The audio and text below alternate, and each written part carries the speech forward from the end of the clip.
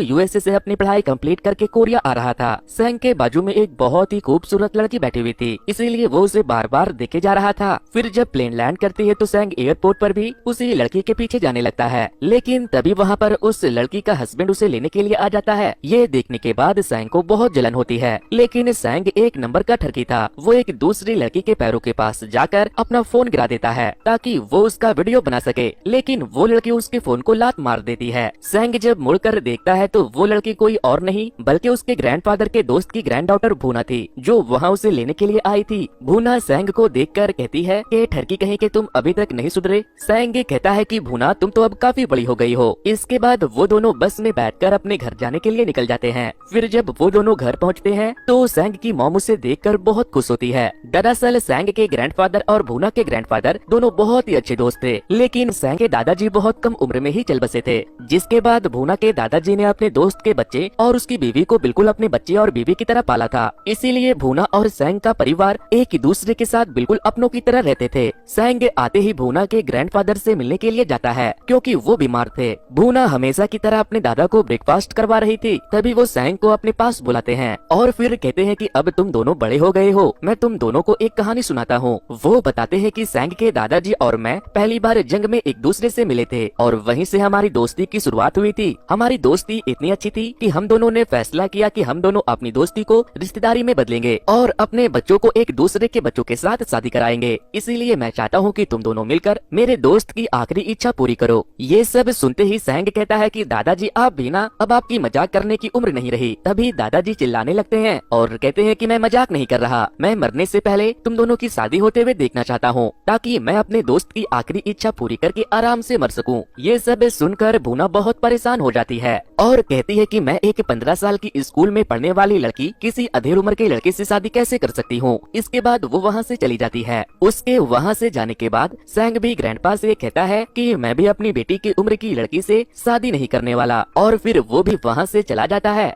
Next day Seng अपने कुछ पुराने दोस्तों से मिलने के लिए एक डिपार्टमेंटल ऑफिस में जाता है। वो वहाँ पर अपने एक पुरानी क्लासमेट से मिलता है जो कि उसकी तरह ही एक कैनवा पेंटर थी। वो सेंग को देखकर बहुत खुश होती है। फिर वो अपने कुछ और दोस्तों से मिलता है जो उसे देखकर बहुत खुश होते हैं। वो उससे पूछते हैं कि तुम वापस क्यों आए, तो वो कहता है कि मैं आया नहीं, मुझे जबरदस्ती बुलाया गया है और वो भी 15 साल की एक चिमकांडी से शादी करने के लिए। इधर हम भूना को अपने स्कूल जाते हुए देखते हैं। भूना के स्कूल में एक लड़का था जिसका नाम जियोंग था। भूना के स्कूल की सारी लड़कियां जियोंग की दीवानी थी, कईयों ने तो उसके लिए अपने नसें भी काट ली थी। इधर ग्रैंडपा सेंग के डैड को कॉल करते हैं और उससे कहते हैं कि मैं हॉस्पिटल में हूँ, डॉक्टर ने मुझसे कहा है कि मैं अब 20 साल से ज्यादा जिंदा नहीं रहने वाला, अब तुम्हें ही कुछ करना होगा। जिसके बाद सेंग के डैड सेंग की माँ से उसके शादी के बारे में बात करने के लिए जाते हैं, लेकिन सेंग और उसकी मॉम मूवी देखने में इतना बिजी थे कि वो डैड के बातों का ध्यान ही नहीं देते, जिससे कि डैड बहुत गुस्सा हो जाते हैं और गुस्से में जाकर एक बैट से अपने ही कार को तोड़ने लगते हैं। फिर जब सेंग और उसकी माँ का ध्यान उनकी तरफ जाता है तो वो कहती है कि अपनी शादी के लिए तैयार हो जाओ, अब तुम्हें कोई नहीं बचा सकता। इधर हम भूना को देखते हैं जो बैठकर जियोंग को खेलते हुए देख रही थी। दरअसल पूरे स्कूल के साथ साथ भूना भी जियोंग को पसंद करती थी। स्कूल के बाद जब भूना घर जाने लगती है तो स्कूल के बाहर उसे सेंग वेट करते हुए दिखता है। सेंग भूना और उसकी दोस्त को एक कैफे में लेकर जाता है और उसे कहता है कि मैं सोच रहा हूँ कि हमें शादी कर लेनी चाहिए, जिस पर भूना भड़क जाती है तो वो कहता है कि मैं तो मजाक कर रहा था। फिर सेंग उससे पूछता है कि क्या तुम्हें और कुछ भी चाहिए, जिस पर भूना की दोस्त कहती है कि ओए चचा, लिमिट में, तुम क्या हमारे शुगर डैडी हो। तभी भूना को कॉल आता है कि ग्रैंडपा की तबीयत बहुत ज्यादा खराब हो गई है। दूसरी तरफ हम ग्रैंडपा को देखते हैं जो हॉस्पिटल में लेटे लेटे कार्डियक इवेंट मॉनिटर के साथ बदमाशी कर रहे थे, मगर जैसे ही भूना और सेंग वहाँ आते हैं ग्रैंडपा बेहोश होने का नाटक करने लगते हैं और तो और मॉनिटर को बंद कर देते हैं। जिसके बाद भूना और सेंग घबरा कर रोने लगते हैं। भूना रोते हुए कहती है कि ग्रैंडपा अब से आप जो बोलोगे मैं वो करूंगी, अगर आप इस ठरकी से शादी करने को भी बोलोगे तो मैं वो भी कर लूंगी, लेकिन आप प्लीज एक बार अपनी आंखें खोल दीजिए। और तभी ग्रैंडपा अपनी आंखें खोल लेते हैं। इसके बाद हम सेंग को बार में बैठकर रोते हुए देखते हैं। वो अपने दोस्तों से कह रहा था कि मैं इतनी कम उम्र में शादी करना नहीं चाहता और उस तले भुने से तो बिल्कुल भी नहीं। इधर भूना अपने बेड पर बैठकर रो रही थी। तभी उसकी मॉम वहाँ आती है तो भूना उससे कहती है कि मैं अभी शादी करना नहीं चाहती, अभी तो मैं स्कूल में ही हूँ, मुझे कॉलेज भी जाना है। जिस पर उसकी मॉम कहती है कि कोई बात नहीं, तुम अपने शादी के बाद भी स्कूल जा सकती सकती हो। नेक्स्ट सीन में हम भूना और सैंग की शादी होते हुए देखते हैं, जहाँ बहुत सारे गेस्ट आए हुए थे, लेकिन भूना ने सिर्फ अपनी बेस्ट फ्रेंड को ही बुलाया था और उसने उसे स्कूल में किसी को भी ये बताने से मना कर दिया था कि वो शादी कर रही है। भूना इस शादी से बिल्कुल भी खुश नहीं थी। वो अपनी मॉम से कहती है कि दादाजी ने मेरे साथ स्कैम किया है, वो बिल्कुल ठीक है, मैं ये शादी नहीं करने वाली। जिस पर वो कहती है कि ऐसा मत कहो, नहीं तो ये शादी समाधि में बदल जाएगी। इसके बाद भूना और सैंग की शादी की रस्में शुरू होती है। शादी के बाद ही सैंग और भूना दोनों को हनीमून के लिए जूजू भेजा जाने वाला था, लेकिन वहाँ से निकलने से पहले सैंग के डैड उसे समझाते हैं कि उसके साथ कुछ भी ऐसी वैसी हरकतें करने की कोशिश भी मत करना, वो अभी बस 15 साल की है। इसके बाद भूना और सैंग कार में बैठकर एयरपोर्ट के लिए निकल जाते हैं, जहाँ पर सैंग के दोस्त भी उसे छोड़ने के लिए आए थे। लेकिन फ्लैट में बैठने से पहले भूना सैंग से कहती है कि मुझे टॉयलेट जाना है। सैंग कहता है कि ठीक है, तुम टॉयलेट से सीधे प्लेन में आ जाना, मैं तुम्हें वहीं मिलूंगा। सैंग अपनी सीट पर बैठकर भूना का वेट करने लगता है, लेकिन प्लेन उड़ जाता है और भूना नहीं आती। इधर हम भूना को देखते हैं, जो बाथरूम के बहाने वहाँ से भाग गई थी। रात हो जाती है और भूना अपने घर जाने के बजाय सिनेमा देखने चली जाती है। वहीं दूसरी तरफ जूजू में सैंग जिस होटल में रुका था, उसके नीचे वाले कमरे में एक न्यूली मैरिड कपल रोमांस कर रहे थे, लेकिन सैंग से ये सब देखा नहीं जाता, इसीलिए वो टॉयलेट के पानी को निकाल कर उस पर फेंक देता है। नेक्स्ट डे भूना अपने स्कूल चली जाती है और वहीं पर फ्रेश होने लगती है। तभी वहाँ पर उसका क्रश जियोंग भी आकर फ्रेश होने लगता है। भूना उसे अपना रुमाल निकाल कर देती है, जिससे कि जियोंग बहुत खुश होता है और फिर वो उसे अपने साथ खेलने के लिए ले जाता है। स्कूल के बाद वो दोनों बाहर घूमने के लिए भी जाते हैं, जहाँ जियोंग उससे पूछता है कि क्या तुम्हारा कोई बॉयफ्रेंड है, तो वो कहती है कि नहीं। ये सुनते ही जियोंग उसका हाथ पकड़ लेता है। फिर रात को भूना अपने घर के बाहर सैंग के वापस आने का वेट कर रही थी। फिर जब सैंग जूजू से वापस आता है तो वो दोनों अपने ट्रेडिशनल ड्रेस को पहनकर घर के अंदर ऐसे एंटर करते हैं जैसे वो दोनों एक साथ हनीमून पर से लौटे हो। पूरा परिवार उनके आने की खुशी में सेलिब्रेट करते हैं। ग्रैंडपा पूछते हैं कि तुम दोनों का ट्रिप कैसा रहा, जिस पर सैंग कहता है कि बहुत अच्छा था, हमने एक दूसरे के साथ खूब मजे किए। इसके बाद ग्रैंडपा कहते हैं कि अब जब तुम दोनों की शादी हो ही गई है तो जितनी जल्दी हो सके मुझे ग्रेट ग्रैंडफादर भी बना दो। तभी भूना के डैड सैंग से कहते हैं कि तुम दोनों बहुत थक गए होगे, जाओ अपने कमरे में जाकर आराम करो। जिसके बाद सैंग भूना को गोद में उठाकर अपने कमरे में लेकर जाता है और उसे बेड पर पटक देता है। नेक्स्ट मॉर्निंग भूना के डैड सैंग और भूना को एक नया घर खरीद कर देते हैं। अब वो दोनों वहीं रहने वाले थे।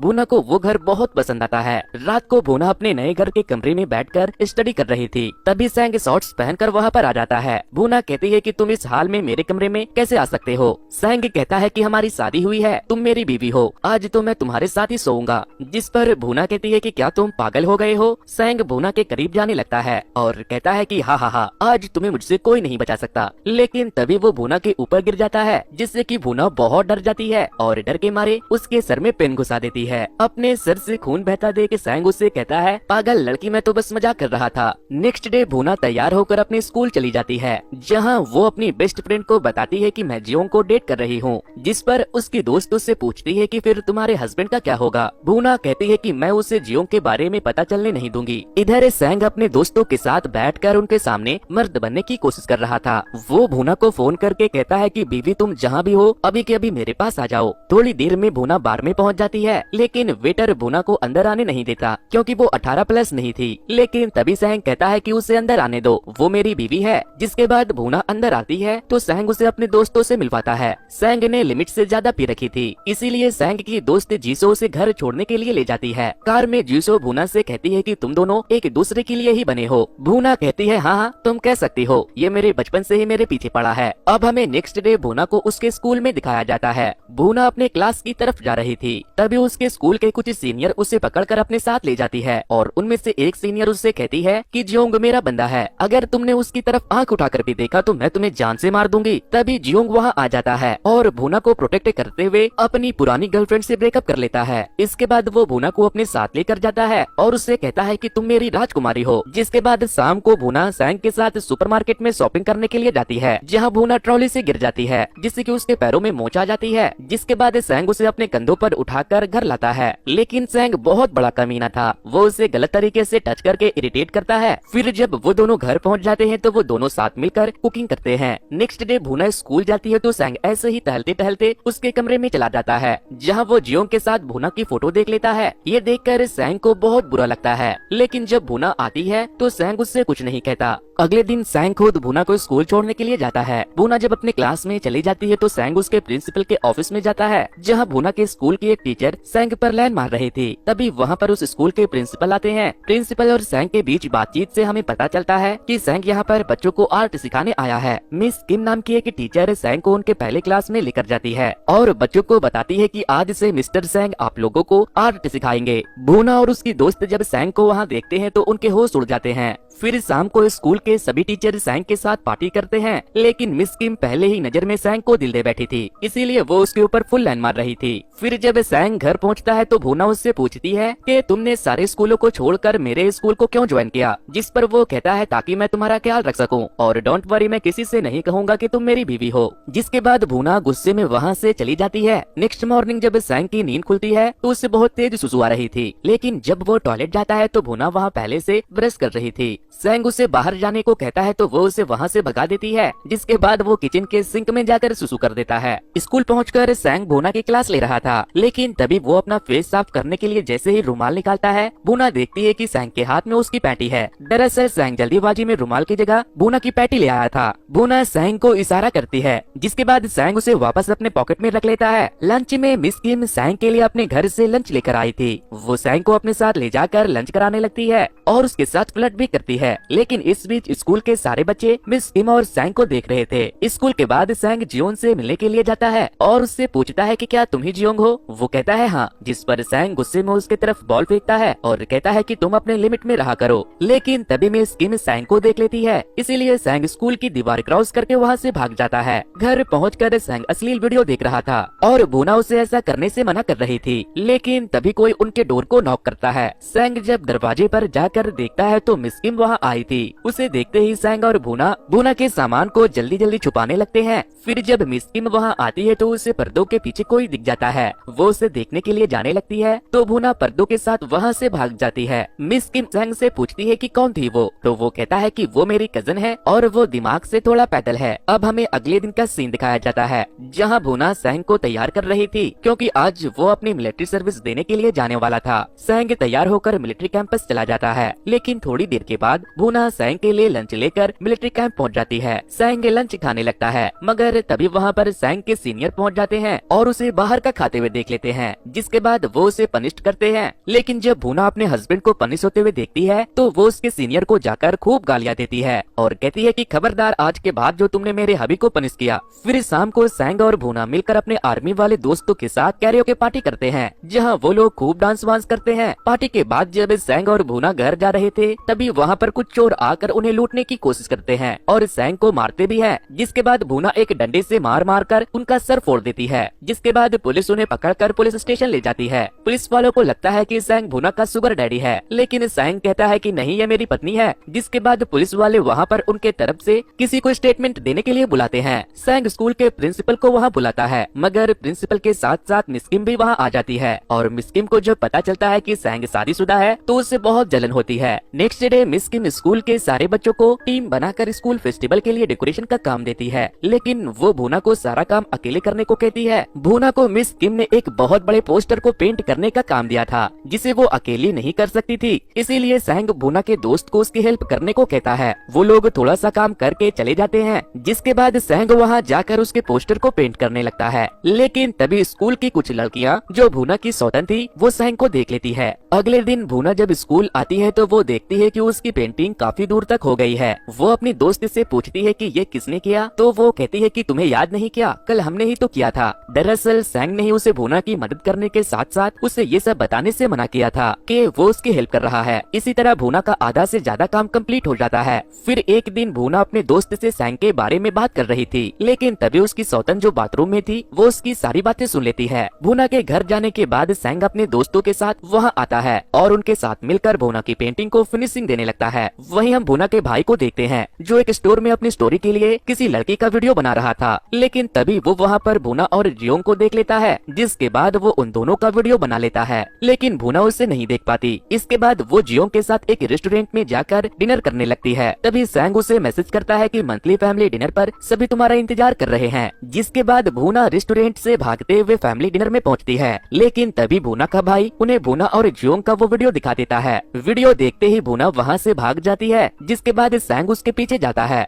भूना एक झूले पर बैठी थी। तभी सैंग उससे कहता है कि क्या तुम्हें याद है कि बचपन में मैं तुम्हें यही झूला झूलाने लाया करता था, लेकिन एक दिन तुम झूले से गिर गई, जिसके बाद तुमने मुझ पर भरोसा करना बंद कर दिया। जिस पर भूना उससे सॉरी कहकर वापस से अपने घर चली जाती है और अपनी मॉम के गोद में लेट जाती है। उसकी मॉम उससे कहती है कि हमें माफ करना, ये सब ग्रैंडपा की वजह से हुआ है, हमें तुम्हारी पसंद नापसंद जरूर पूछनी चाहिए थी। फिर जब भूना अपने घर आती है तो वो अपने दोस्त को फोन करके बताती है कि सैंग मेरे और जियोंग के बारे में सब पहले से जानता है, लेकिन उसने मुझसे कुछ नहीं कहा। जिस पर वो कहती है कि वो तुमसे बहुत प्यार करता है, इवन वो अपनी ग्रेजुएशन एग्जीबिशन से ज्यादा तुम्हारे स्कूल फेस्टिवल के पेंटिंग पर ध्यान दे रहा है। जिसके बाद भूना वहाँ से भागते हुए स्कूल जाती है, जहाँ वो अपने और सैंग के बचपन के मेमोरी को पेंटिंग में देखती है, जिससे कि उसे ये रियलाइज होता है कि सैंग उससे कितना प्यार करता है। अगली सुबह जब भूना की नींद खुलती है तो उसे सैंग कहीं नहीं मिलता। वो उसके रूम में जाती है, जहाँ उसने सैंग के बचपन के फोटो के साथ उसमें बचपन के लेटर को भी संभाल कर रखा था।